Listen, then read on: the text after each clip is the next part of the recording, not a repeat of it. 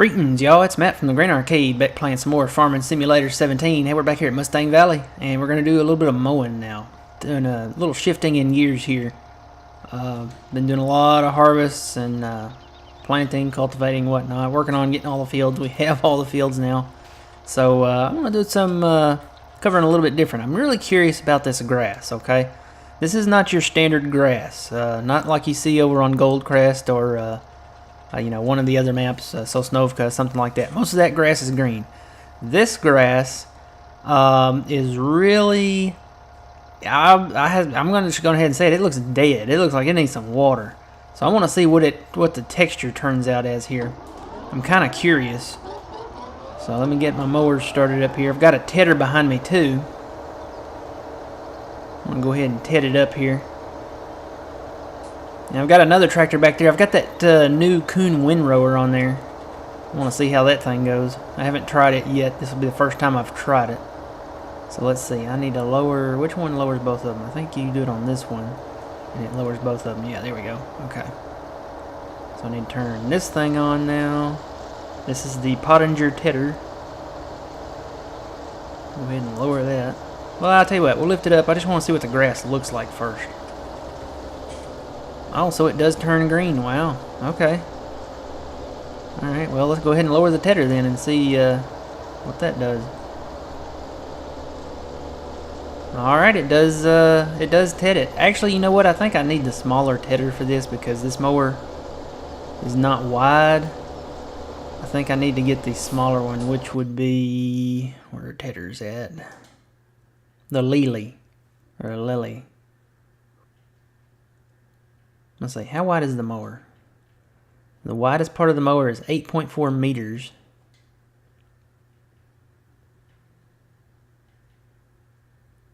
Well, the Kuhn is what we really need. Because the mower's 8.4 and this one's 8.7. It's just a little hair wider. So really the ideal thing would be to get the Kuhn. Although this tedder does not destroy the grass, so it still works. I would think it would destroy the grass, and it doesn't. It doesn't do like crop destruction on it, so I guess that's good. So we can go ahead and still use this. This will be alright. The only thing is you can't get close to fences with it. You can't, to mow close to them, you still have to stay kind of out away from them. So the dead grass, it turns green when you mow it. I don't know if I like that or not. That to me, if it's gonna be that color grass anyway, I'd say go ahead and just leave it that color. Make the textures, the color textures, and all that the same. I don't know. That's kind of weird. It's like, oh, well, we got dead grass, and oh, but wait, nope, it's green when you mow it. I don't know. That's kind of different.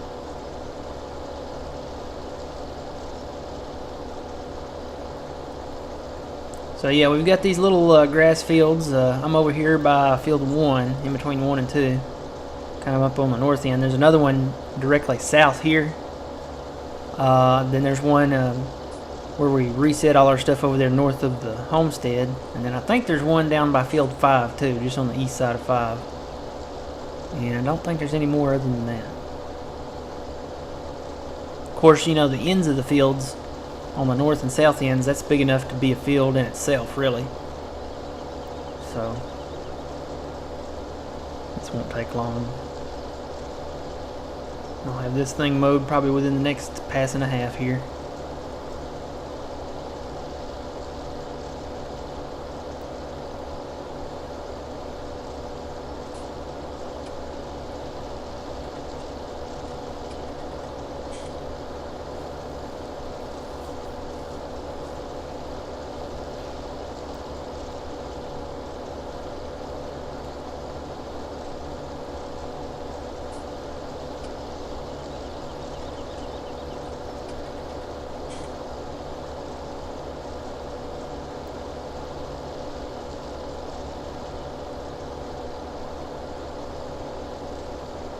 I may stop on the next pass.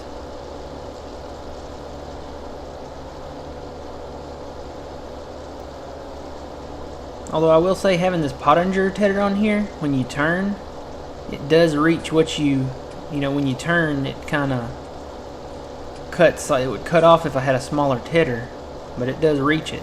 So I don't know. Maybe it's a good idea to. Maybe it's a good idea to go ahead and put this big tether on here. Oh, there comes a lag. See the jerking now? I don't know what's causing that. I'm not near anything either. I sold some of the cedars. I wonder if it's the cultivators back there. Maybe it's just the fields. Because, you know, I dropped those cultivators back there. Right in the middle of the field.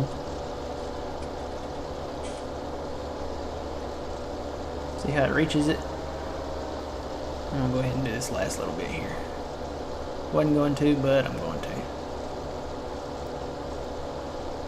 So yeah, this map will be coming to a close soon. Still got a few episodes in it, I think, but it will definitely be coming to an end.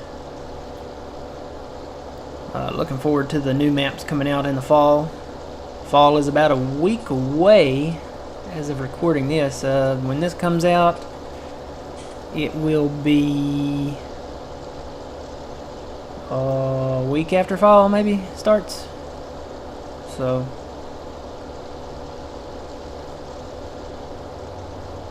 kind of recording ahead a little bit. Let's see. I need to lift these things and go forward. Have to remember my controls there. Alright, I'm going to lift the tether and then I'm just going to kind of drive back down the middle to see if I missed anything. Go ahead and shut my mowers off because they are loud.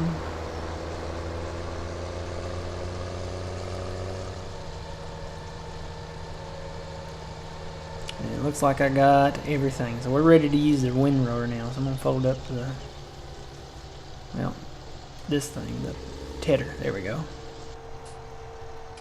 ahead and fold the mower up too. And just kind of park it over here out of the way, I guess. Alright. Go get this other tractor. Now, this is my first time using this piece of equipment, this Coon. So we'll see how it goes here. Normally I just use the little rake windrower. But I want to see how this thing goes.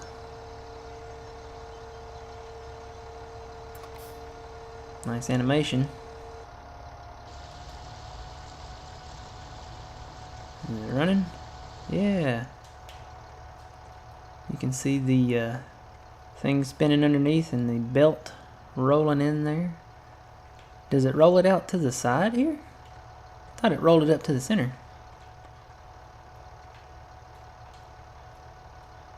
Huh. I thought it rolled it up to the center. Maybe it didn't. Or maybe that's an option. Let me go to help. Turn the help on.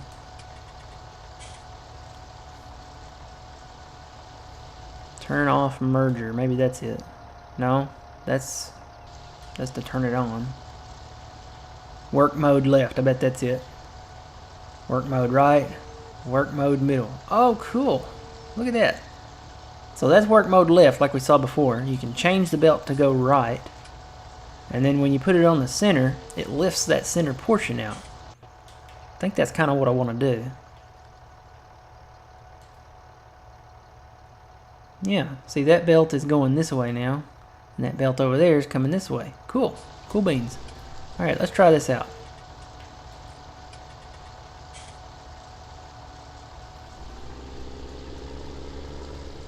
Alright. Works just like a standard windrower, I guess.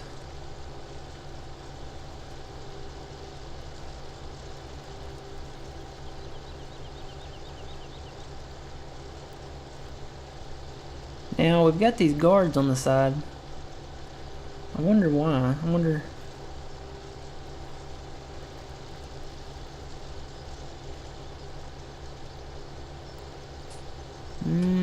There's nothing to really...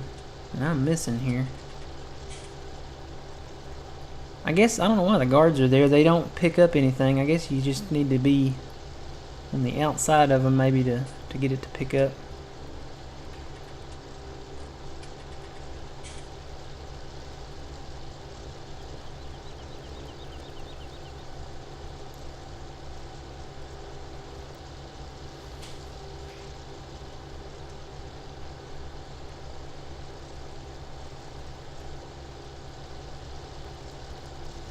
it kind of feels like it runs smoother, maybe because it's powered better, and it's got the draper type, the belts in there.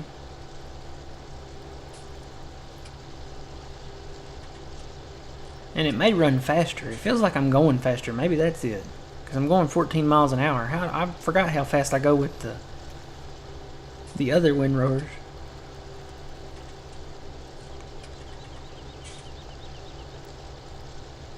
Cannot remember.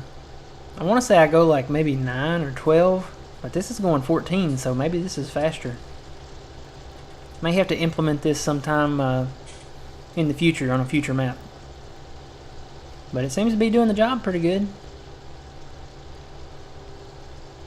Do a little in-cab driving and look back. Yeah, it's doing alright. Different. Just a different way of doing things.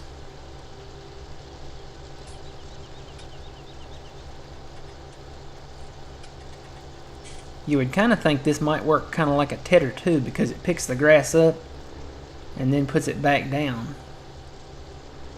But then you would think a windrower might do the same thing.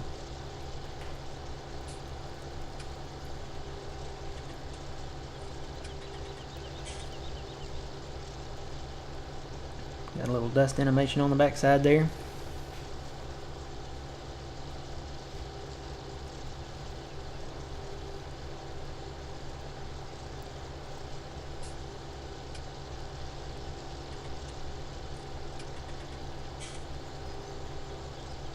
We'll go back one more pass and then maybe get that little bit that I missed over there. And we'll make a wide turn here and come back down.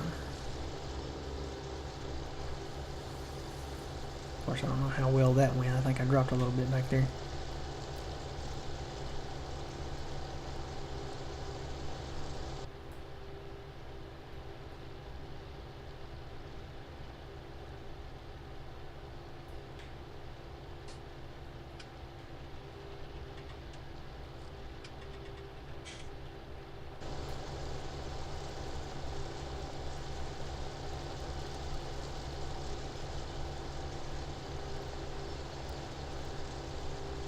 Alright. We are pretty much done.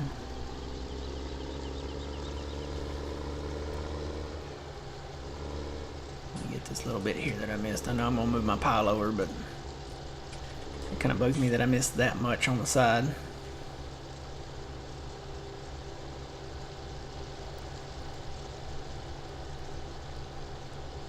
And I'll kind of merge it back over here.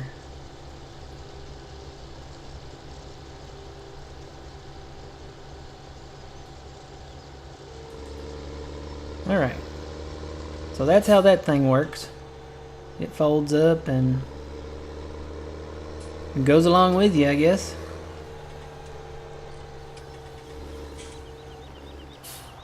So the answer to our question is, does the grass stay the same color or texture? And the answer is no.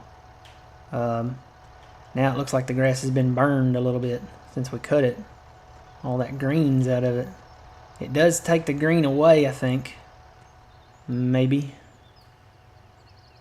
That's I think that's just a little patch that hadn't been mowed. All of this has been mowed. See, there's no green left in the center here. So when you mow the grass here at Mustang Valley, and I imagine it's going to be the same case over on American Outback because the textures are the same, there is no green left. You can see patches where I missed. You know, they have these little green patches out here. Like that there. But for the rest of it, it is dead. I mean, pretty much. This is just dry. We need to put some water sprinklers out here and water our grass from now on because it's looking terrible. It looks like it's been scorched by fire, right, to be honest with you. And those, I mean, look at the rocks. Come on. Now, how many grass fields? And I know this might be in Texas. This, you know, the surrounding terrain and all the way the land looks like American Outback, and, you know, they have cactus over there. I know it might be Texas, and maybe there are rocks on the grass fields in Texas. I don't know, but that is definite. Those are definitely rock textures. I mean, this texture, all these rocks, this, to me, belongs over by the what do you call it? The water ditch over there. Put it over by the water ditch. Put it on the sides, maybe around the bridges, you know. But not here. This is grass texture. It may be dead grass, but it's still grass texture. You don't need rocks in your grass. That'll tear up the tedder. That'll tear up the windrower. Even the motorized windrower here, the one we used here. What is this? The Coon. That'll tear that up quick. All these rocks out here. I didn't notice that before, but man, those are rocks. Alright. So basically I'm just going to take this back down here and guess I'll park it. I'll just park it in here. It'll be alright.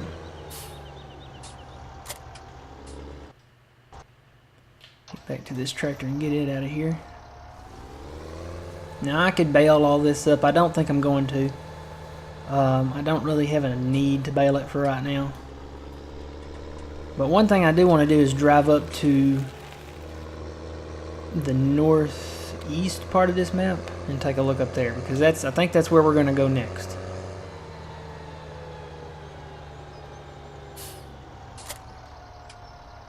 Pull forward and unhitch these real quick. The great thing about this is you can keep those together. You don't have to take them apart. Alright, let's head up north.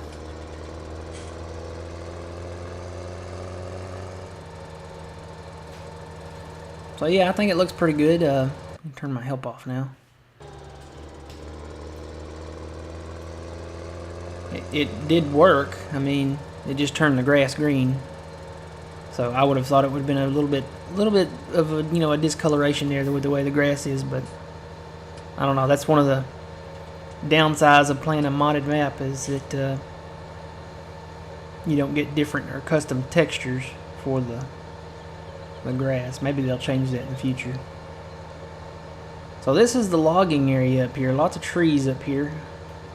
Now, how many fir trees do you see in the desert regions of Texas? I don't know. That's why I think this map is more north than the other map. Of course, it has fir trees in it too, but not as green as these. Those are a little bit more dried out, I think. A little bit more dead. But got a lot of trees up here. And you could actually make a little small field out of this if you wanted to. It's flat enough. But again, it has those rock textures in there, so you gotta be careful.